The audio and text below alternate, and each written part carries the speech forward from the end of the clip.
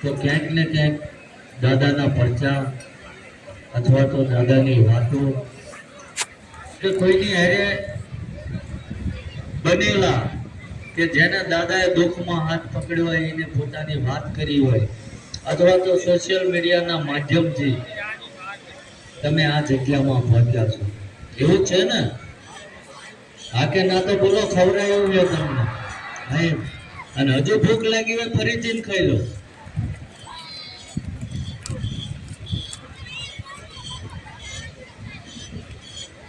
સ્પષ્ટ ભાષામાં આજ મારે તમને કહેવું છે કે અમુક આઈને હું જોઉં છું રોજ, અને ગમે એટલું બોલું તોય કોઈને કઈ ફેર પડતું નથી કે આવો એટલે તમે સીધા દોડે મારા પગ પકડવા માટે.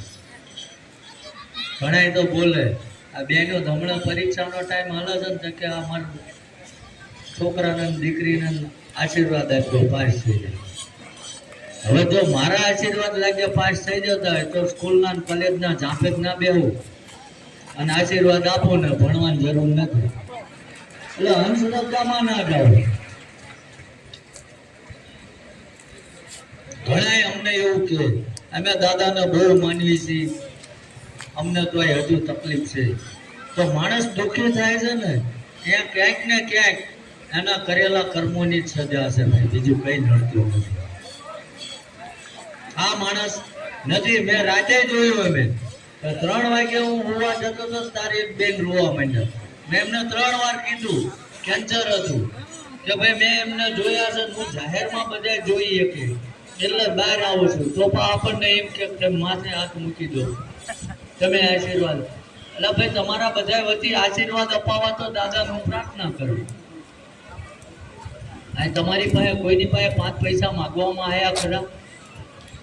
પાર્કિંગ થી વાહન મૂકો ત્યાં લગી પ્રસાદીની ડીશ લો, કોઈની પાસે 1 રૂપિયો માંગવામાં આવ્યો તો માથું ઉતારી ભોળાનાથના પગમાં નાખી દો. બતાવો કે અમને તમારી મદદ કરવી છે.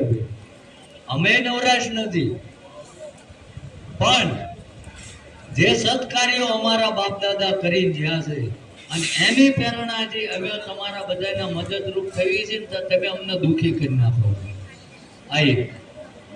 આ જે નથી સમજતા એ બધાય નહીં કે આપણે મંદિર આવ્યા છીએ. આ જગ્યા પવિત્ર, એટલી પવિત્ર ભૂમિકા છે કે જ્યાં દાદાએ પોતાના બાળપણથી લઈને પોતાના પ્રાણની આહુતિ આપી દીધી એ જગ્યામાં તમે બેઠા છો. હું નડતર રહ્યા આપણને ઘણા આવીને મને એમ કે આને કંઈક ખવડાવી દીધું ને તેમ કંઈક કરો. મારી પાસે શું છે એવું શું કરું કે અમે આ ચમ કે હું બધા વ્યક્તિને ના મળી શકું. એક વ્યક્તિને આટલા બધા મળી ના શકું. 3 દિવસમાં 1.5 લાખ માણસો આવે છે અને રોજ 10,000 માણસો તો રોજ આવે છે. 24 કલાક રસોડું ખુલ્લું હોય, પણ કદાચ કોકનું ખવડાયેલું જો કદાચ પેટે પડ્યું હોય અને આ જગ્યાનો પ્રસાદ એ લો તો મારો ઠાકર એવું કહે છે કે પહેલા પરોળીએ બહાર નીકળી જાય.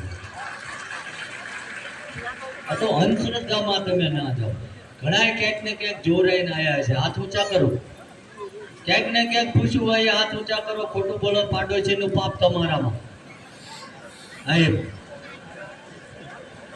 કે ખોટી જગ્યાએ જાઓ. સાચું કરે એનો મન ક્યારેય વિરોધ નથી, પણ તમે ખોટી જગ્યાએ જાઓ.